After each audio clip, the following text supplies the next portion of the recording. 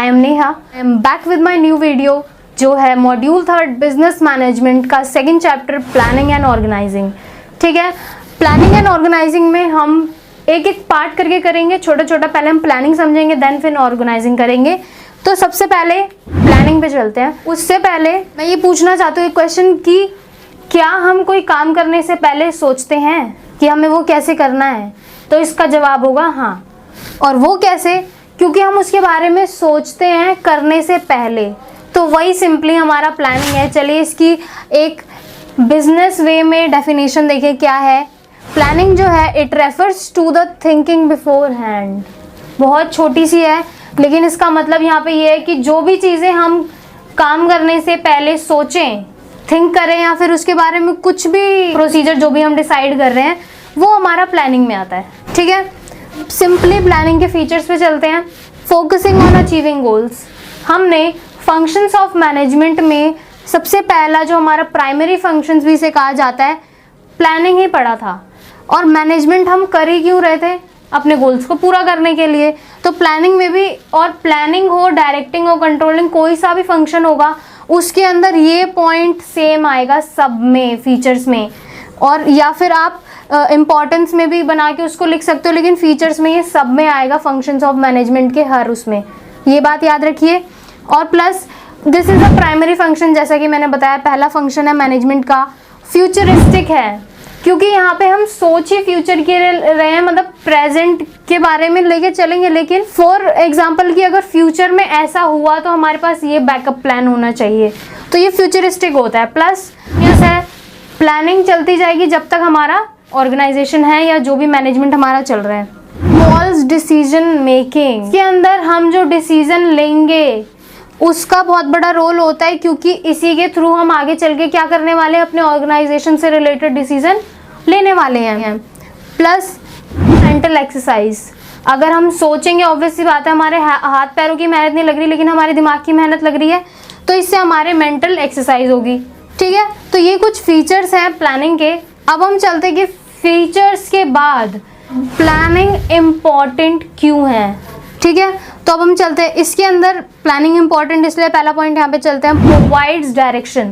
पहली बात तो अगर हम कोई भी काम कर रहे हैं तो उसको अगर हम सोच के करेंगे तो वो हमें एक तरीके से डायरेक्शन दिखाएगा कि हाँ अगर ये हुआ तो हमें इस तरफ वो करना है, ये हुआ तो हमें इस तरफ जाना है। ठीक है, तो ये हमें डायरेक्शन प्रोवाइड करता है कि अपनी ऑर्गेनाइजेशन के लिए हम क्या बेस्ट से बेस्ट कर सकते हैं। ठीक है, प्लस जो हमारा रिस्क है अनसर्टेनिटी का, उसको कम कर देता है। क्यों? क्योंकि अगर आगे चल के हमारे पास है कि हाँ एग्जांपल मेरी कपड़ों की फैक्ट्री है, मैं कपड़े मतलब बनाती हूँ। ठीक है, उसके अंदर क्या हुआ कि मुझे पता है कि अगर ठंडी में आऊँगी तो मैं टॉप या फिर जीन्स तो चलो पहनते ही हैं उसमें, लेकिन स्कर्ट्स वगैरह नहीं बिकेंगी, शॉर्ट्स नहीं बिकेंगे। तो मैं क्या करूँगी, ठंडियों के हिसाब से मैंने प्लान किया कि ठंडियों में मतलब कि फुल बाजू के कपड़े, स्वेटर्स वगैरह ये मुझे प्रोड्यूस करना है। अननेसेसरी मुझे टॉप या फिर टी शर्ट्स ये वाले चीज़ें प्रोड्यूस नहीं करनी। ठीक है, तो इस तरीके की चीज़ों के रिस्क को कम कर देता है। प्लस जो वेस्टफुल एक्टिविटीज़ है या ओवरलैपिंग है उसको भी कम कर देता है, क्योंकि अगर हमारे पास प्लान है तो हमारे पास मटीरियल हमें कितना लाना है वो हमें पता है, तो हम ज़्यादा वेस्टफुल चीज़ें नहीं करेंगे। वेस्टफुल सामान का हो चाहे और किसी चीज़ का हो, उसका वेस्ट एक्टिविटी में उपयोग ज़्यादा नहीं होगा, तो वो कम होगा। ठीक है, तो reduce overlapping and wasteful activities हो गया। Plus facilitates decision making. जब हम यहाँ पे डिसीजन ले रहे थे तो फिर ऑब्वियस सी बात है कि इससे हमें अपना डिसीजन लेने में बहुत मदद मिलती है। ठीक है, और इस्टेब्लिशिंग स्टैंडर्ड्स फॉर कंट्रोल। इसमें आएगा कि अगर हमारा प्लान अच्छा है, हमारी डायरेक्शन अच्छी है, तो फिर ऑब्वियस सी बात है जो हमारा कंट्रोलिंग पावर होगा ये भी डेवलप करेगा। तो यहाँ पे हमारा जो भी स्टैंडर्ड ऑफ कंट्रोलिंग जो भी होगा तो वो ज़रूर यहाँ पे पाया जाएगा। अब जैसा कि हमने कुछ उसकी चीज़ों को पढ़ा कि वो ज़रूरी क्यों है, उसी तरीके से उसकी कुछ लिमिटेशंस भी होंगी, है ना। तो अब हम आते हैं इसकी पहली लिमिटेशन, ये है क्रिएट्स रिजिडिटी। रिजिडिटी बहुत ही बड़ा वर्ड है, तो इसको हम सिंपली क्या देखेंगे कि इसमें मेनली फ्लेक्सिबिलिटी की बात की गई है। फ्लेक्सिबिलिटी किसमें? दो तरीकों से आएगी, एक आएगी इंटरनल, एक एक्सटर्नल। अब इंटरनल यानी कि जो फ्लेक्सिबिलिटी हमारी ऑर्गेनाइजेशन के अंदर होगी वो इंटरनल में आएगी, जैसे कि हमारा प्रोसीजर काम करने का रूल्स जो हैं, अगर वो चेंज आ जाए तो फिर उसके अंदर हमें उसमें भी प्लान को अपना चेंज करना पड़ेगा। प्लस एक्सटर्नली यानी कि पॉलिटिक्स, ठीक है, और जीएसटी टैक्स वगैरह पे जो भी रेट हाई या लो जो भी होगा उस हिसाब से, तो इसके अंदर क्या चलती जाती है, फ्लेक्सिबिलिटी। अब next up is does not work in dynamic nature. हमने प्रोडक्शन जो अपने कपड़ों की करी थी वो सर्दी और गर्मी से तो कर ली, लेकिन फॉर एग्जाम्पल अगर तूफान आ जाता है या कुछ भी ऐसा कुछ अनहोनी हो जाती है जो नहीं हमने सोचा होगा, तो उस नेचर में प्लानिंग काम नहीं करेगी, ठीक है। तो ये कुछ केसेस होते हैं जैसे डायनामिक नेचर में वो नहीं काम करने वाली, तो उसके बाद हमारी जो क्रिएटिविटी है उसको कम कर देती है कहीं ना कहीं, क्योंकि हम प्लानिंग जो पहले से कर रहे हैं उसके अंदर हम अपनी मतलब अपने दिमाग की तिगड़म नहीं लगा सकते कि ये ऐसा करेंगे ऐसा करेंगे। क्यों? क्योंकि उसमें हमारा रिस्क बढ़ जाएगा प्लान फेल होने का, तो इसीलिए इसके अंदर हम क्रिएटिविटी नहीं दिखा सकते ज़्यादा। Huge cost involves. क्यों? क्योंकि अगर हम प्लान करेंगे किसी ऑर्गेनाइजेशन के लिए, एक अकेला बंदा करेगा नहीं, 4, 5, 10, 12 लोगों की टीम होगी जिस हिसाब से ऑर्गेनाइजेशन का साइज है, तो उन लोगों को हमें पैसा देना पड़ेगा। तो पैसे देंगे तो उसके अंदर कॉस्ट आएगा प्लान करने के लिए, पेन, पेपर, लैपटॉप्स, जो भी इलेक्ट्रिकल इक्विपमेंट जो चलेंगे उसका बिल, तो इन सब चीज़ों में क्या जाएगी, हमारी कॉस्ट जाएगी। तो ये हमारा क्या करेगा, involves huge cost. Plus time consuming process. अगर हम तैयार कर रहे हैं कि हमें ये चीज़ें प्लान करनी है, ये करना है, तो लोग अपना टाइम लेंगे, समय लेंगे, क्योंकि जल्दबाजी में ये काम हो ही नहीं सकता। तो ये टाइम टेकन प्रोसीजर है। प्लस अगर हमने ये सारी चीज़ें कर भी ली तो डज नॉट गारंटी सक्सेस, यानी सक्सेस की कोई गारंटी नहीं है यहाँ पे कि आप सक्सेसफुल हो ही जाओगे, ठीक है। तो ये कुछ लिमिटेशंस थे, इंपॉर्टेंस थी, फीचर्स थे, वो हमने पढ़े। तो अब हम बात करेंगे प्रोसेस की, कि प्लानिंग में जो प्रोसीजर है वो किस तरीके से होता है और ये किस स्टेप वाइज होता है। जब भी हम प्रोसीजर जो लिखेंगे ना, तो कभी भी इन सब चीज़ों में आगे पीछे नहीं कर सकते, क्योंकि ये जैसा है उसी तरीके से सीरियल वाइज ही हमें लिखना पड़ेगा, ठीक है। तो इस बात का एक ध्यान थोड़ा सा रखना पड़ेगा आप लोगों को।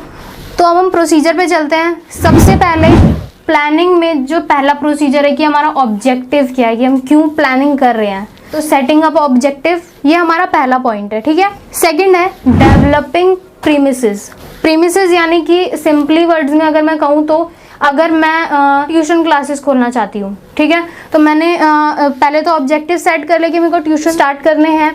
फिर उसके बाद अगर मुझे कहीं बैठ के बच्चों को बिठा के पढ़ाना है तो उसके लिए मुझे बेंचेस चाहिए होंगे, डेस्क चाहिए होंगे, बोर्ड चाहिए होगा, ठीक है, और फिर उसके बाद मार्कर, डस्टर, जो भी है। तो ये प्रीमिसेस में आएगा कि उससे रिलेटेड चीज़ों को मैं क्या कर रही हूँ, जुटा रही हूँ, ठीक है। अब है identifying alternative course of action. सबसे पहले अगर मैंने ये डिसाइड कर लिया माइंड में मुझे ट्यूशन पढ़ाना है, सेकंड चीज़ मेरे पास बेंचेस वगैरह भी खरीद लिए, अब मैं क्या खोजूंगी, जगह। मैंने जगह आइडेंटिफाई करनी शुरू कर दी, तो जगह कोई सी भी मैं चूज़ करूँगी तो कैसी होनी चाहिए कि थोड़ा सा मेन रोड पे हो, ताकि मतलब बैनर दिखे, है ना, जगह अच्छी हो, जहाँ पे मतलब इजीली पहुँच जाए, ज़्यादा खड्डे ना हो, कोने कोने में से गलियाँ ना हो, ठीक है। तो पहले मैंने आइडेंटिफाई किया, अब मैं उसे इवेलुएट करूँगी, जाँचूंगी, परखूँगी कि वो जगह ठीक तो है ना, आसपास की जगह जो रहने वाले वो ठीक तो है, मतलब, और जो अंदर का जो एनवायरनमेंट है वहाँ शोर तो ज़्यादा नहीं होता, ठीक है। तो इन सब चीज़ों को मैंने इवेलुएट किया। अब मुझे जो जगह पसंद आई मैंने सेलेक्ट कर ली, ठीक है। मैंने जो प्लान किया था, अब जैसे मेरे को बेंचेस रखवाने तो मैंने बेंचेस रखवाए और फिर उसके बाद मैंने पढ़ाना स्टार्ट कर दिया। तो यही प्रोसीजर है। पहला था हमारा ऑब्जेक्टिव सेट किया, ठीक है, developing premises, identify alternative course of action, identify किया था मैंने। फिर उसके बाद इवेलुएट करेंगे, जो हमने डिसाइड किया है क्या वो ठीक है, उसे दोबारा से रीचेक करेंगे। फिर उसके बाद अब उस ऑप्शन को सेलेक्ट कर लेंगे, सेलेक्ट एन ऑल्टरनेटिव।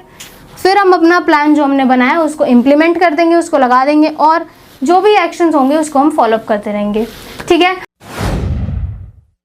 अब हम देखेंगे कि ऑर्गेनाइजिंग की डेफिनेशन हम पर्टिकुलरली क्या लिख सकते हैं। It refers to the process of defining and grouping the activities of a company and establishing authority relationship among them. यानी कि ऑर्गेनाइजिंग एक ऐसा प्रोसेस है जिसके अंदर हम क्या करते हैं कि कुछ एक्टिविटीज को हम डिफाइन करेंगे, पीपल को बताएंगे, और उनके बीच में मतलब ग्रुपिंग करने के बाद ग्रुपिंग इन द सेंस ये होगा कि लोगों को उनके काम के साथ जोड़ने के बाद उनके बीच में एक अथॉरिटी रिलेशनशिप स्टैब्लिश करना।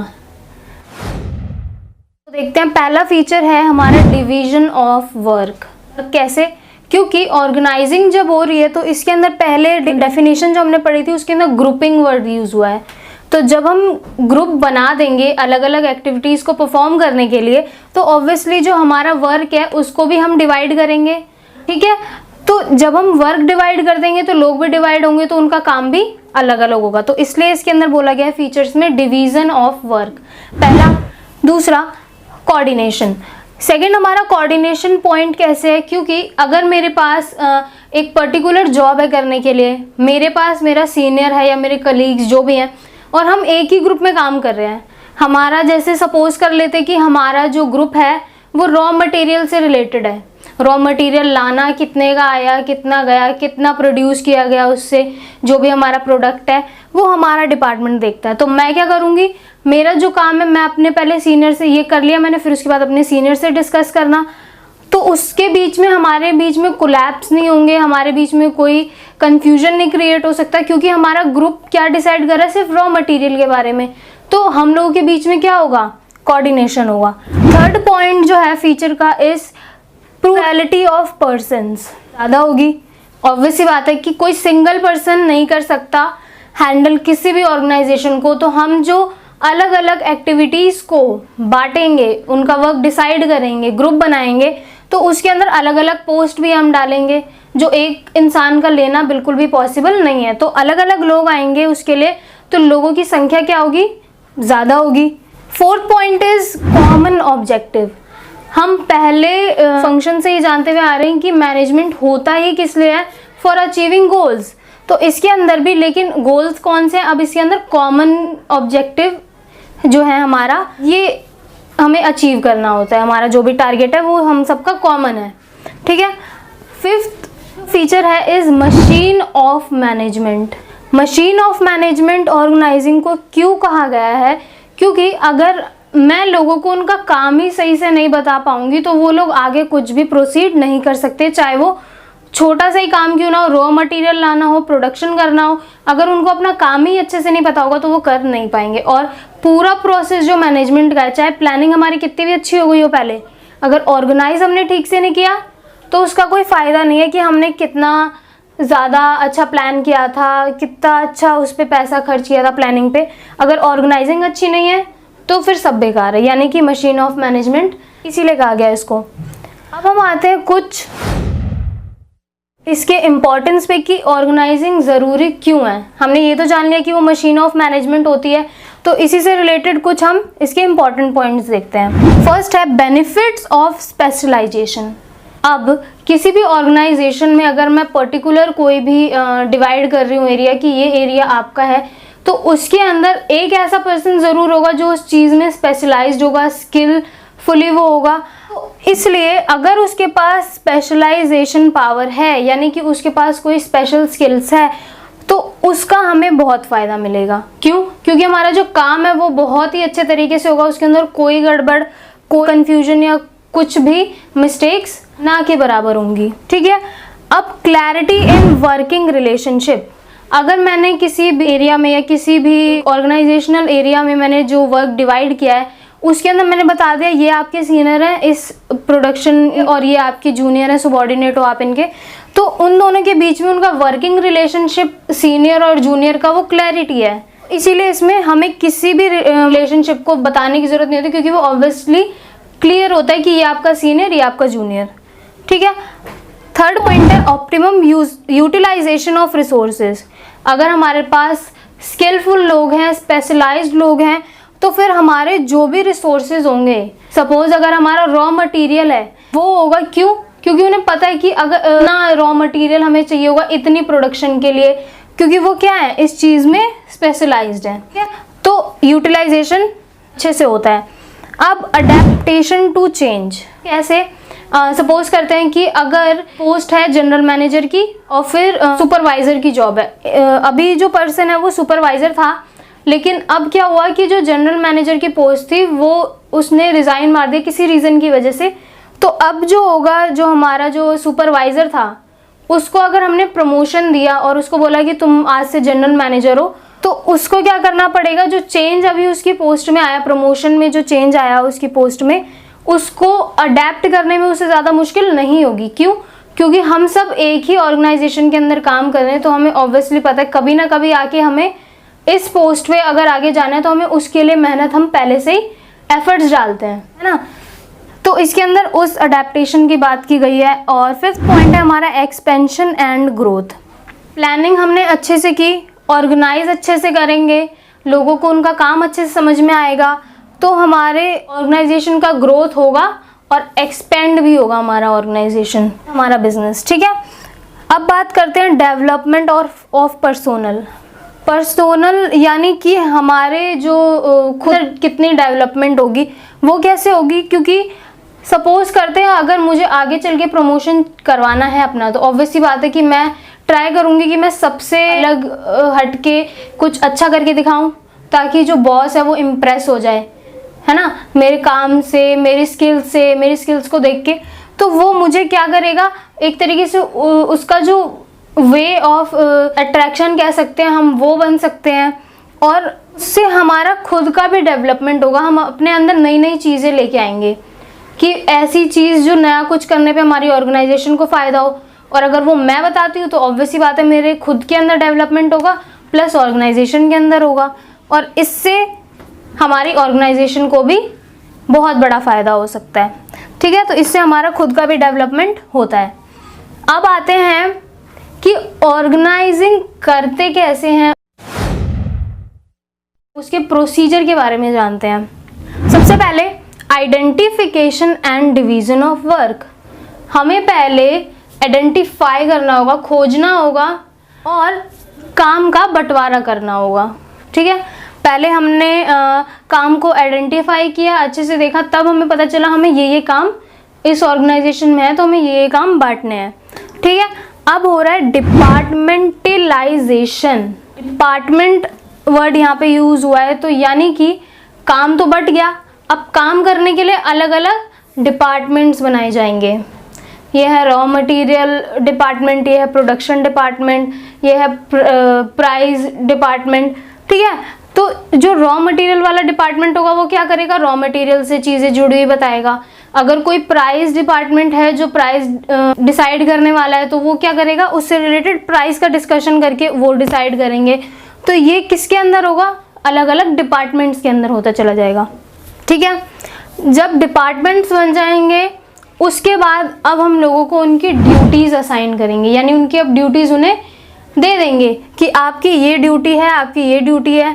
ठीक है, अब सपोज करते कि अगर अब हमने क्या किया कि जनरल मैनेजर, हमने देखा कि इसके अंदर जनरल मैनेजर, सुपरवाइज़र और जो डिपार्टमेंट मैनेजर है, इन तीन चीज़ों की ज़रूरत है, मतलब इन तीन काम को हमें बांटना है। अभी हमने इसके भी 3 डिपार्टमेंट बना दिए। डिपार्टमेंट बनाने के बाद तुम्हारा ये पोस्ट है, तुम्हारा ये पोस्ट है, तुम्हारा ये पोस्ट है, तो ये 3rd स्टेप में कंप्लीट हो गया, वो असाइन करना। अब 4th पॉइंट जो है हमारा कि इस्टेब्लिश रिपोर्टिंग रिलेशनशिप। जो हमने बात की थी कि डेफिनेशन में याद हो, तो हम वहाँ पे भी क्या कर रहे थे, रिलेशनशिप एस्टैब्लिश कर रहे थे, कौन सा, अथॉरिटी से रिलेटेड। तो यहाँ पे भी वही बात की गई है कि यहाँ पे भी हम उनके बीच में रिपोर्टिंग, यानी कि उनके जानने, मतलब वो लोग ऐसा रिलेशनशिप जो उनको पता है कि हाँ ये ऑथराइज्ड है, मेरी जवाबदेही किसके प्रति है, किसको मुझे आगे अपने काम के लिए जवाब देना है, इस तरीके का रिलेशनशिप वहाँ पे स्टैब्लिश किया जाएगा। अब कि एक पर्सन जो जूनियर है वो अपने सीनियर को या सुपरवाइज़र को ही जो काम वो करेगा उसकी रिपोर्ट उसे देना, डेली रिपोर्ट लेना। तो ये कुछ ड्यूटीज़ हैं जो असाइन की जाती है और स्टैब्लिश की जाती है। ठीक है, अब आते हैं ऑर्गेनाइजेशन पे। ऑर्गेनाइजेशन 2 तरीके से हो सकता है, फॉर्मल और इनफॉर्मल। अब फॉर्मल की एक छोटी सी डेफिनेशन देखते हैं। ऐसा स्ट्रक्चर जो मैनेजमेंट डिसाइड करेगा to complete a particular task. किसी भी पर्टिकुलर टास्क करने के लिए अगर मैनेजमेंट उस चीज़ को डिसाइड करता है या डिज़ाइन करता है कि तुम्हें ये चीज़ें करनी है, तो वो फॉर्मल में आ गई, क्योंकि वो मैनेजमेंट के थ्रू डिसाइडेड है। लेकिन वहीं पे अगर कुछ लोग आपस में ग्रुपिंग करके अपनी कुछ पर्सनल नीड्स को गेट करने के लिए अगर वो ग्रुपिज्म बना के काम करते हैं तो वो इनफॉर्मल होता है, क्योंकि उसके अंदर मैनेजमेंट नहीं आता। अब हम देखेंगे कि उनमें एक्चुअली में डिफरेंस क्या होता है। तो आपकी स्क्रीन के ऊपर एक डिफरेंस टेबल शो हो रहा होगा, basis of difference, formal organization and informal organization. ठीक है, सबसे पहले मीनिंग ने पहले ही जान ली थी, फिर भी एक बार शॉर्ट फॉर्म में समझते कि इसके अंदर क्या लिखा हुआ है। An organization created by the management in the form of structure of authority is called formal organization. यानी कि जो अथॉरिटीज़ मैनेजमेंट के थ्रू हमारे लिए असाइंड की गई हैं, बेसिकली जो हमने पहले ऑर्गेनाइजेशन क्रिएट करता है, जो भी हमारे लिए अथॉरिटीज़ या जो भी वर्क, तो वो हमारा फॉर्मल ऑर्गेनाइजेशन में आता है। अब बात करते हैं इनफॉर्मल की, तो ऐसा organization, an organization born out of mutual relations is called informal organization. It emerges automatically. जैसे कि अगर इसने बोला कि ये जो ऑर्गेनाइजेशन है ये कैसे बनता है, हमारे सोशल रिलेशनशिप्स पे, कि हमारे जो भी जिस पर्सन को हम जानते हैं उस पर्सन के साथ हमारे रिलेशन अच्छे हैं, तो वो आपस में ग्रुपिज्म करके क्या करेंगे, एक कॉमन ऑब्जेक्टिव या फिर अपनी अपनी नीड्स को सेटिस्फाई करने के लिए वो ग्रुपिंग करके कोई टास्क करते हैं पर्टिकुलरली। अब हम आते हैं ओरिजिन पे। इसके अंदर कह रहा है it is established because of the rules and policies of the organization. तो इस फॉर्मल ऑर्गेनाइजेशन की बात करें तो ये क्यों स्टैब्लिश होता है, क्योंकि ऑर्गेनाइजेशन की रूल्स और पॉलिसीज ऐसा कहती हैं।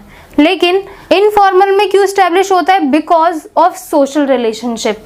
ये स्टैब्लिश क्यों होता है, क्योंकि सोशल रिलेशनशिप उनके बीच में अच्छे होंगे। थर्ड आता है अथॉरिटी। अथॉरिटी का मतलब होता है कि हम किसी भी काम को करने का डिसीजन खुद ले सके। ठीक है, तो अथॉरिटी के अंदर क्या कह रहा है देखते हैं फॉर्मल में। Authority is born out of the post establish of the organization and moves downwards. यानी कि इसके अंदर जो अथॉरिटी जो हमें मिलेगी कहाँ से आएगी, कि पोस्ट है हमारी, उसके अकॉर्डिंग हमारी जो अथॉरिटीज़ है वो चेंज होती रहती हैं। जिस हिसाब से हमारी पोस्ट होगी वैसी ही हमारी अथॉरिटीज़ चेंज होती रहेंगी। और ये मूव्स डाउनवर्ड का मतलब क्यों है, क्योंकि जो अथॉरिटीज़ हैं, सपोज करते हैं ए बी का सीनियर है, तो फिर बी ए के लिए सबॉर्डिनेट बी बन गया और बी के लिए ए जो है वो सुपरवाइज़र है, क्योंकि वो बी से हायर पोस्ट पे है। और ए को जो है ये मतलब जवाबदेही लेनी पड़ेगी कि अगर आपको अथॉरिटी दी गई है तो आप बी से बात करें और उससे जाने कि उसने क्या अभी अचीव किया है, जो भी टारगेट उसको दिया गया था। ठीक है, और जब हम इनफॉर्मल की बात करेंगे तो उसके अंदर अथॉरिटीज़ एग्जिस्टेंस पे डिपेंड करती है। क्यों, क्योंकि इसके अंदर जो अथॉरिटी जो होती है वो जो कह सकते हैं जो लोग हैं वो खुद ही इंडिविजुअली डिसाइड कर लेते हैं। ठीक है, अब बिहेवियर पॉइंट है एक, उसके अंदर कह रहा है behaviour is predetermined. It means that it is known as beforehand who will be do what and how will he do it, who will be the boss and who will be the subordinate. Behaviour इसके अंदर pre determined क्यों किया गया है, क्योंकि इसके अंदर हमें ये बता दिया जाता है कि ये आपका सबॉर्डिनेट है, ये आपका बॉस है, आपको क्या करना है और उसको क्या करना है। तो ऑब्वियसली हमारा बिहेवियर हमारे अगर हम सब कुछ डिसाइडेड है तो वो भी हमारा प्री डिटरमाइंड होगा। लेकिन इनफॉर्मल में हमारा जो बिहेवियर है वो हमारी अटैचमेंट पे डिपेंड करेगा। ठीक है, अब हम देखते हैं फ्लो ऑफ कम्युनिकेशन कैसा होता है फॉर्मल ऑर्गेनाइजेशन में। फॉर्मल ऑर्गेनाइजेशन में जो हमारा कम्युनिकेशन होगा वो डिफाइंड होगा, एक स्केलर चेन के अंदर होगा। ए बी से कम्युनिकेट करेगा, बी सी से करेगा, सी डी से करेगा। ठीक है, लेकिन इनफॉर्मल में कम्युनिकेशन डिफाइन नहीं हो सकता, वो किसी भी डायरेक्शन में कम्युनिकेट कर सकते हैं। अब बात करते हैं इन ऑर्गेनाइजेशन की नेचर की, कि कौन सा ज़्यादा स्टेबल है और कौन सा नहीं। तो फॉर्मल में कहा गया है कि it is more stable, forecasting is possible in it. यानी कि फॉर्मल ऑर्गेनाइजेशन ज़्यादा स्टेबल होती हैं और इनके अंदर हम आगे होने वाली चीज़ों का अंदाज़ा लगा सकते हैं। लेकिन जो इनफॉर्मल है वो एक तरीके से टेम्परेरी कह सकते हैं, थोड़े टाइम के लिए बना हुआ, या फिर इसको कम स्टेबल माना जाता है। क्यों, क्योंकि इसके अंदर हम आगे क्या होगा उसका अंदाज़ा नहीं लगा सकते। ठीक है, अब बात करते हैं लीडरशिप की।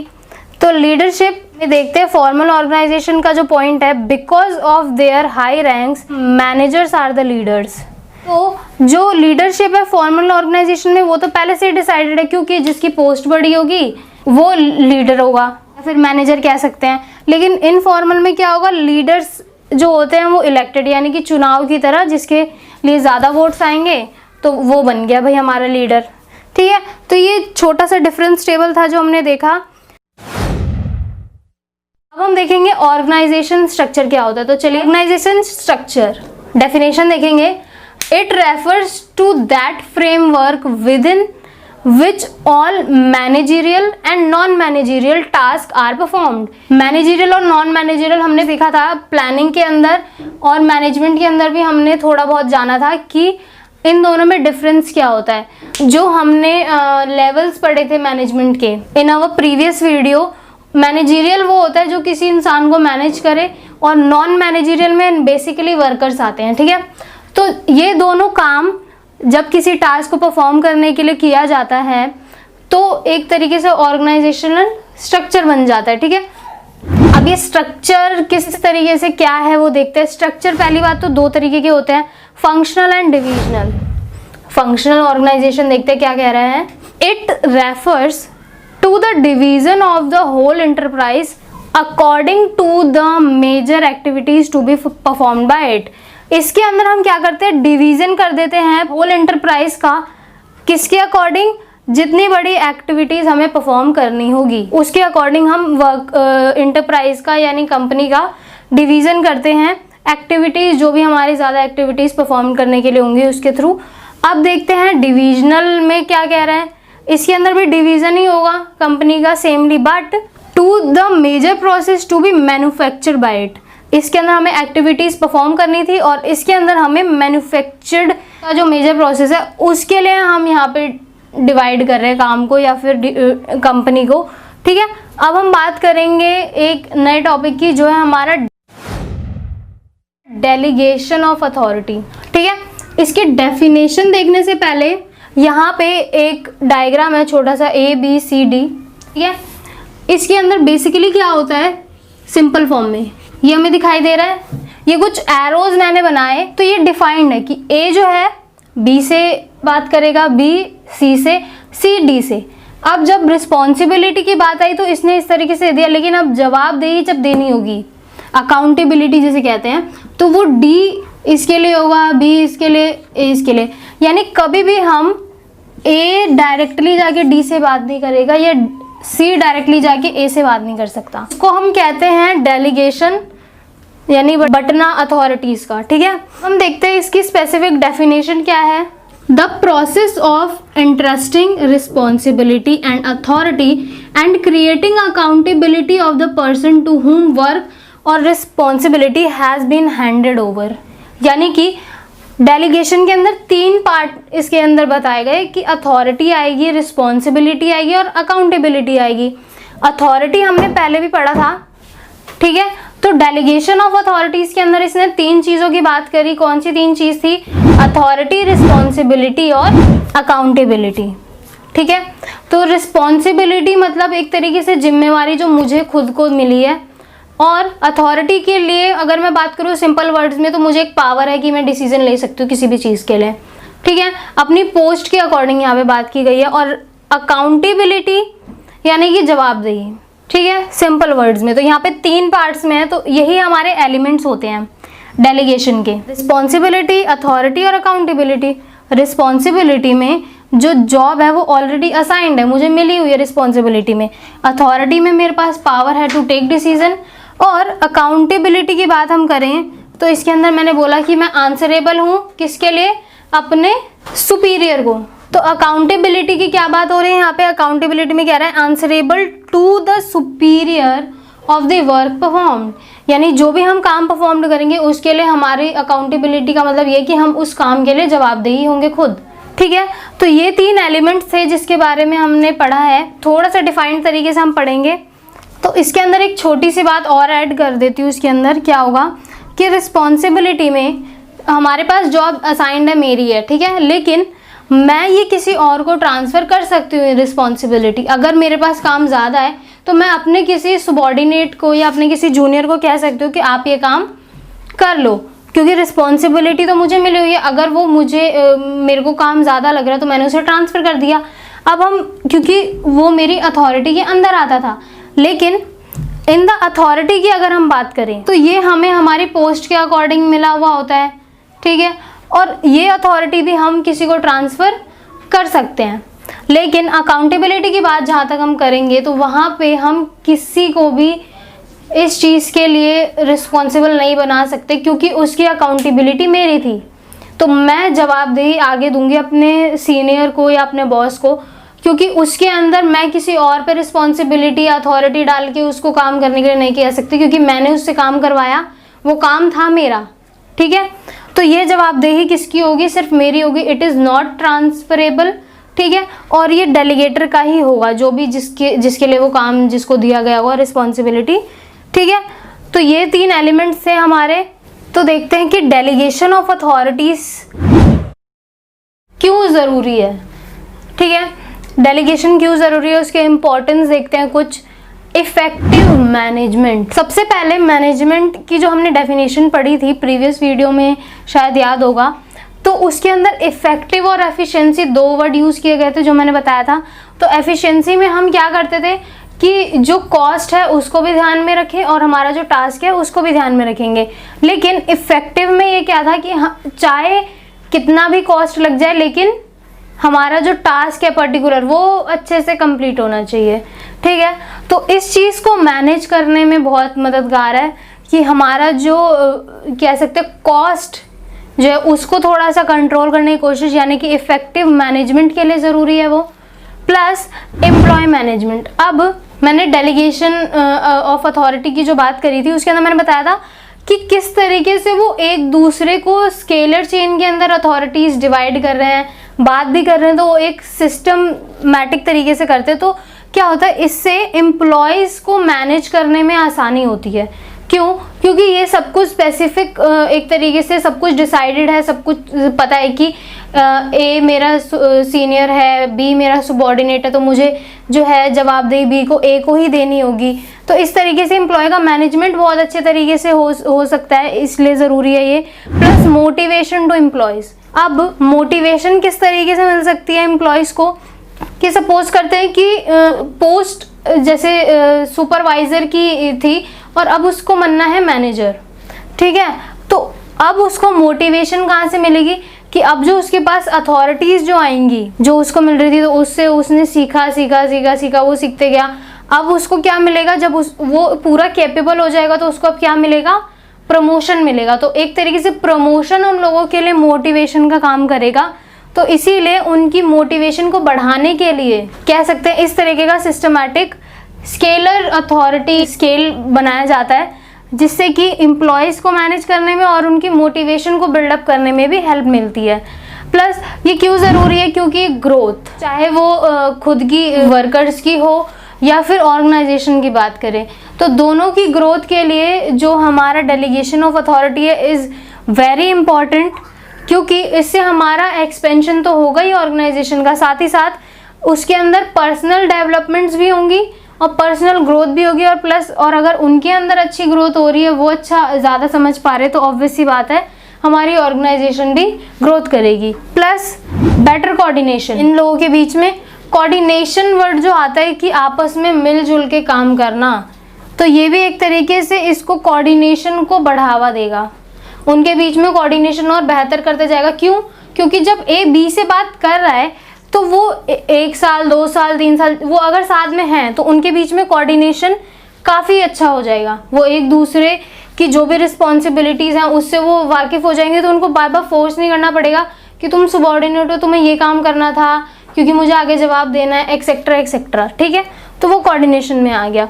तो ये कुछ इम्पोर्टेंस के पॉइंट थे डेलीगेशन के। अब उसी तरीके से एक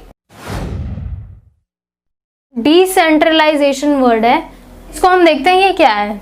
ये एक छोटा सा डायग्राम, यहाँ पे ए लिखा हुआ है कुछ और ऐसे कुछ बटा सा ऐसे कुछ दिख रहा है। तो इसके अंदर क्या बेसिकली समझाने की कोशिश की है मैंने कि जो ए है उसके अंदर वो स्केलर ऐसे स्ट्रेटली चल रहा था, लेकिन अब डिसेंट्रलाइजेशन में क्या हो गया कि यहाँ पे सेंटर वर्ड यूज हुआ है ना। तो सेंटर होता तो यानी एक अकेला, लेकिन अब वो डिसेंट्रलाइजेशन यानी वो बिखर गया है। तो इस तरीके से ये अपनी अथॉरिटीज़ को भी इसी तरीके से बिखेर के बांट सकता है। वहाँ पे वो स्केलर वे में बांट रहा था, लेकिन यहाँ पे अलग अलग जगह, ए बी को भी दे सकता है, ये सी डी ई एफ, हर तरीके से अपनी अथॉरिटीज़ को अपने काम आसान करने के लिए बांट सकता है अपनी अथॉरिटीज़ को। अब इसकी डेफिनेशन देखते हैं क्या है। The situation which exist as a result of the systematic delegation of authority throughout the company. इसके अंदर भी डेलीगेशन वर्ड आया, क्यों? क्योंकि इसके अंदर भी बंटवारा किया जाता है अपनी अथॉरिटीज़ का एक सिस्टमैटिक तरीके से। जैसे इसने इसे बांट दिया, अपने काम को कंप्लीट करने के लिए वो क्या कर रहा है, अपने कुछ राइट्स और लोगों में बांट रहा है, लेकिन वहाँ पे वो एक पर्सन को ट्रांसफ़र करता, वो दूसरे पर्सन को ट्रांसफ़र करता, लेकिन इसके पास खुद यहाँ पे अथॉरिटी है कि वो अपने कंपनी का जो भी काम है उसको कंप्लीट कराने के लिए वो अपनी अथॉरिटीज़ को डिवाइड कर रहा है टू मेक हिज वर्क और हर वर्क ईजी। ठीक है, तो ये इस सिचुएशन के थ्रू देख के ये वाला बताएगा कि इस सिचुएशन को इसलिए कहा जाता है क्योंकि इसके अंदर हम सिस्टमैटिक डेलीगेशन करते हैं अपनी अथॉरिटीज़ का थ्रू आउट द कंपनी। ठीक है, इसकी भी कुछ इंपॉर्टेंट पॉइंट है। अब डिसेंट्रलाइजेशन के भी कुछ इंपॉर्टेंट पॉइंट्स हैं, इसको हम देखेंगे क्यों ज़रूरी है। क्योंकि ये जो है डेवलप करता है इनिशिएटिव अमंग द सबऑर्डिनेट्स। क्योंकि अगर यहाँ पे ए सिर्फ बी को ही काम देता तो सिर्फ बी ही ऐसा होता है कि हाँ मुझे ही काम मिलने वाला है और कोई तो है नहीं, लेकिन यहाँ पे वो अपनी अथॉरिटीज़ किसी को भी बांट सकता है, चाहे वो किसी भी पोस्ट पे हो, चाहे वो किसी भी डिपार्टमेंट से बिलोंग करता हो, वो वहाँ पे अपनी जो पावर है, जो अथॉरिटी है टेक डिसीजन की, वो अपने सबऑर्डिनेट में बांट सकता है किसी को भी। तो अब बी को सिर्फ ये नहीं है कि हाँ मुझे ही मिलेगी अब अथॉरिटी, क्योंकि ए के नीचे भी है, हमने पीछे डेलीगेशन में पढ़ा था स्केलर चेन के, लेकिन इसके अंदर डिसेंट्रलाइजेशन यानी कि वो बहुत सारे लोगों में अपनी अथॉरिटीज़ बांट सकता है। तो अब क्या होंगे, बाकी लोग भी इनिशिएटिव लेंगे कि अगर मैं आगे आया तो मुझे काम मिलेगा, मैं आगे आया तो मुझे काम मिलेगा। तो ये इनिशिएटिव बढ़ाता है सबऑर्डिनेट्स का, ठीक है, काम करने के प्रति। अब develops managerial talent for future, यानी कि ये लोगों को मैनेज करने के लिए भी उसके अंदर के डेवलपमेंट जो है वो डेवलप करेगा उसके टैलेंट को फॉर द फ्यूचर, कि आगे चल के वो भी लोगों को कैसे मैनेज करेगा, इस चीज़ को डेवलप करेगा। प्लस अगर वो कोई भी डिसीजन लेंगे तो वो क्विक होगा। क्यों? क्योंकि इसके अंदर अब आइडिया लेने वाला सिर्फ बी नहीं है जो मुझे आइडिया देगा, सी डी ई एफ ये सारे जने मिलके, मुझे हो सकता है बी का कुछ अदर आइडिया हो, सी का अदर हो, डी का भी कुछ अलग पॉइंट ऑफ व्यू हो सकता है, तो वो मेरे को हेल्प करेगा डिसीजन को इजी बनाने में। प्लस ये क्या है, जो टॉप मैनेजमेंट है उसको रिलीफ दे देगा। क्यों? क्योंकि अब टॉप मैनेजमेंट को ज़्यादा मत्थापेची करने की ज़रूरत है नहीं, क्योंकि यहाँ पे जो काम है ईजिली पूरा हो जाएगा, तो वो और लोगों पे प्रेशर नहीं बनाएगी कि ये काम जल्दी जल्दी जल्दी ऐसे, तो इनको भी रिलीफ मिल जाएगा। और प्लस जो हमारा मैनेजमेंट है वो भी कहीं ना कहीं बेटर होगा। क्यों? क्योंकि मुझे पता है कि मैंने अपना काम किन लोगों में बांटा था और किन लोगों से मुझे अपना काम वापस लेना है पूरा करने के बाद, तो यहाँ पे मेरा मैनेजमेंट भी अच्छा होगा। एक छोटा सा डिफरेंस चार्ट, ठीक है, आपकी स्क्रीन के ऊपर आएगा अभी, तो चलिए देखते हैं basis of difference, delegation of authorities और डिसेंट्रलाइजेशन। अब यहाँ पे हम देखेंगे सबसे पहले नेचर पॉइंट जो है इसका, नेचर कैसा होता है। तो जो डेलीगेशन ऑफ अथॉरिटी है is ineluctable and can not proceed in its absence. जैसा कि मैंने बताया था कि जब वो स्केलर वे में चलेगा तो ए बी सी डी अगर एक स्केलर वे में है, तो अगर बी इन केस किसी भी चीज़ की वजह से एब्सेंस हो जाता है, नहीं आता, तो उसके हिस्से का काम कोई और नहीं कर सकता। लेकिन डिसेंट्रलाइजेशन में वो अगर नहीं भी आया, ऐसा कोई ज़रूरी नहीं है कि अगर वो नहीं आएगा तो काम नहीं होगा। अगर वो नहीं आया तो उसका काम मैं क्या कर सकती हूँ, किसी भी अदर जो पर्सन जो भी आया होगा उसको मैं दे सकती हूँ।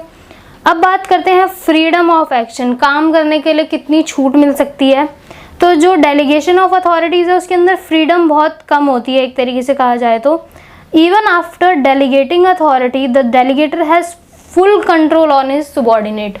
अगर वो फ्रीडम देता भी है, कम भी देता है, तो उसके अंदर जो वो अपनी अथॉरिटीज़ का जो बंटवारा करेगा, तो भी डेलीगेटर ऐसा नहीं है कि उसके सबऑर्डिनेट के ऊपर उसका कंट्रोल नहीं रहेगा, उसके ऊपर उसका फुल कंट्रोल रहता है, चाहे वो उसको अपनी अथॉरिटी दे दे उसके बावजूद भी। वहीं हम डिसेंट्रलाइजेशन की बात करें तो उसके अंदर हमें फ्रीडम ज़्यादा मिलती है। कैसे? कि जो डेलीगेटर जो हमारा था वो सबऑर्डिनेट के ऊपर से अपना कंट्रोल खो देता है।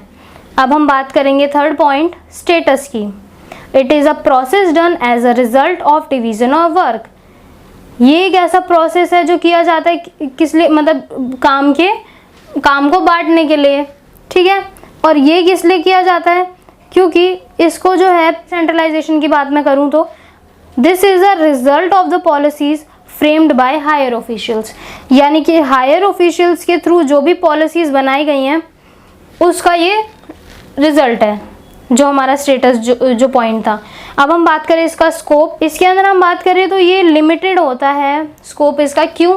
क्योंकि अगर जो सीनियर है उसने मुझे अपना राइट दे भी दिया, तो हमने यहाँ पहले पढ़ा था कि उसको फ्रीडम उतनी नहीं मिल सकती, क्योंकि जो सीनियर है वो अभी भी उसके पास पूरा कंट्रोल है सबॉर्डिनेट का, तो इसीलिए इसका स्कोप लिमिटेड है, क्योंकि वो कुछ चीज़ों पे ही उसका कंट्रोल हो सकता है।